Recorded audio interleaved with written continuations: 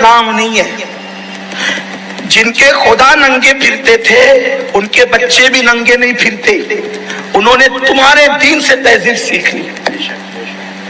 اور جس کے نبی نے کبھی اپنے تلوے بھی لوگوں کو نہیں دکھائے اس قوم کے بچے ننگے پھر رہے ہیں. بستی اگر میں دیکھنا ہے کہ مسلمانوں کی ہے کہ نہیں ہے تو جہاں بچے ننگے پھر رہے ہو. بستیاں اتنی گندی کیوں ہے؟ آج مسلمان اتنا پریشان حال کیوں ہے؟ سب سے زیادہ بیمار مسلمان ہی کیوں ہے؟ مسلمان اتنی نچلے طبقے میں کیوں مسلمانوں کا شمار ہوتا ہے؟ آج مسلمان پستی کی طرف کیوں جا رہے ہیں؟ مسلمانوں کے ناکامیابی کا مسلمان جو اتنا فیل ہو رہے ہیں، اتنے لائف میں جو فیل ہو رہے ہیں، اس کا راز کیا ہے ہم لوگ جانیں گے. آج حضرت علامہ مولانا سید امین القادری صاحب قبلہ کے بیان کو سنیں گے. چند منٹ کا ویڈیو ہے، اس کو دیکھ لے، ان سے ہم لوگوں کو جینے کا تصور مل جائے گا. ایک انسان کو بالخصوص ایک مسلمان کو کیسے جینا چاہیے اس ویڈیو سے ہم لوگ جانیں گے. السلام علیکم ورحمۃ اللہ وبرکاتہ.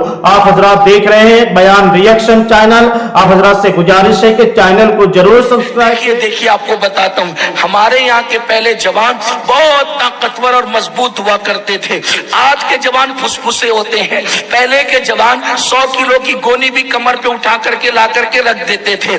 اب تو ایسا ہے خود کا 5 کلو کا بچہ لاتے تو ہپ ہپ کرتے ہیں. اس کی وجہ کیا ہے؟ ہنسنے کی بات نہیں، صرف مغربی تہذیب کا نقصان بتا رہا ہوں. میرے آقا علیہ السلام کے دیوانوں، پہلے آپ کی غذا کیا تھی پتا ہے؟ پہلے آپ کی غذا آپ گڑ کھاتے تھے. پہلے آپ کی غذا کیا تھی؟ آپ جو ہے وہ روٹی کھاتے تھے. آپ کی غذا پہلے کیا تھی؟ آپ کھجوریں کھاتے تھے، آپ زیتون کھاتے تھے. لیکن اب آپ کی غذا کیا ہے؟ مغرب نے آپ کے ہاتھ میں پیزا پکڑا دیا تو اب آپ پیزے کے چکر میں پکڑ کر پیزے کے چکر میں پڑ گئے. اب آپ یہ کہتے اپنے کو یہ نہیں چلتا، اپنے کو تو یہ چلتا ہے. آپ کو نہیں پتا اس کا نقصان کیا ہے. مغرب آپ کو ہر اس طرف لے جاتی ہے. دیکھیے پانی کے اندر لیمو نچوڑ کر کھانے کے بعد اگر آپ پی لیں تو آپ کو کبھی بد ہضمی نہیں ہوگی. لیکن آپ کو پینے کی بجائے آپ کو کوکا کولا پیتے ہیں، آپ جو ہے وہ تھمس اپ پیتے ہیں، آپ اور بھی مشروبات پیتے ہیں. اس سے آپ کو نقصان ہی ہے، اس کے سوا کوئی فائدہ نہیں ہے. بلکہ آسان سی بات یہ ہے، کھانے کے بعد آپ چھوٹی سی گڑ کی ڈلی منہ میں ڈال لیں، آپ کو کبھی بد ہضمی نہیں ہوگی. اور میں تو یہ کہتا ہوں کہ مسلمان اور بد ہضمی ایک جگہ جمع نہیں ہو سکتی. اس لیے کہ مسلمانوں کی تہذیب میں کھانے کا طریقہ یہ ہے کہ ہم اپنے پیٹ کے 3 حصے کریں. ایک حصہ کھانے کے لیے، ایک حصہ پانی کے لیے اور ایک حصہ ہوا کے لیے. جب ہم اس کے مطابق کھانا کھائیں گے تو ہمارے اندر کبھی بد ہضمی نہیں ہوگی. جب پیٹ میں بد ہضمی نہیں ہوگی تو جسم میں بد نظمی نہیں ہوگی. اور جب جسم میں بد نظمی نہیں ہوگی تو پھر ہمیں کسی ڈاکٹر کی ضرورت بھی نہیں پڑے گی، کیونکہ ہمارا طبیب مصطفیٰ جان رحمت صلی اللہ علیہ وسلم ہے.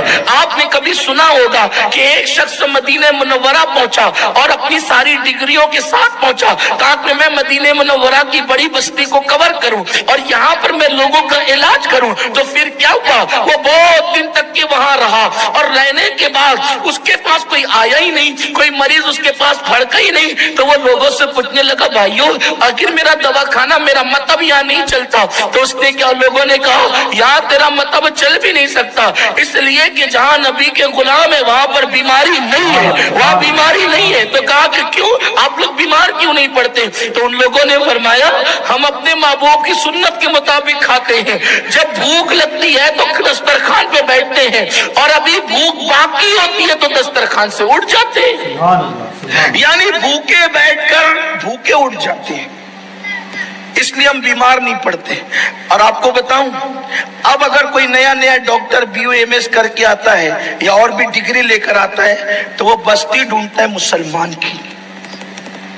کون سی بستی ڈھونڈتا ہے؟ مسلمان کی. کیونکہ اس کو پتا ہے کہ یہاں بیمار واللہ کہہ رہا ہوں. مجھ سے بھی کوئی مشورہ لیتا ہے نا کہ دوا کھانا کہاں چلے گا، تو میں نے کہا کہ جھوپڑ پٹی میں ہی جاتا ہوں، وہاں چلے گا. کیوں؟ نہیں مذاق نہیں کر رہا ہوں، ہنسنے کی بات نہیں ہے. حیرت ہے تمہارے دین کی اہمیت تم نے نہیں سمجھی، دوسروں نے سمجھی. تمہارے بچے ننگے پھرتے ہیں نا، جہاں جگہ ملی وہاں پیشاب کرتے ہیں، وہاں پہ پاخانہ کرتے ہیں، کہیں بھی تھوکتے ہیں. یہ اسلام نہیں ہے. ننگا پھرنا اسلام نہیں ہے. جن کے خدا ننگے پھرتے تھے ان کے بچے بھی ننگے نہیں پھرتے. انہوں نے تمہارے دین سے تہذیب سیکھ لی. اور جس کے نبی نے کبھی اپنے تلوے بھی لوگوں کو نہیں دکھائے، اس قوم کے بچے ننگے پھر رہے ہیں. بستی اگر میں دیکھنا ہے کہ مسلمانوں کی ہے کہ نہیں ہے، تو جہاں بچے ننگے پھر رہے ہو، جہاں جو وہ راستے کے اندر کپڑے ٹنگے ہوئے ہو، عورتیں کمر پہ پٹکا باندھ کر کے پانی کے لیے انڈے سے دوسرے سے مارا پیٹی کر رہی ہو، سمجھ لیجئے کہ یہ مسلمانوں کی بستی شریف آ گئی. اللہ ماشاءاللہ یہ حالات. گھر کے آنگن میں کچرا پڑا ہو، گندی بدبو آ رہی ہو، نالیوں کا پانی بہ رہا ہو، یہ ساری چیز یہ آپ کی بستی کی نشانی. مولانا سید امین القادری صاحب نے جو کچھ بھی فرمایا، حق فرمایا، سچ فرمایا.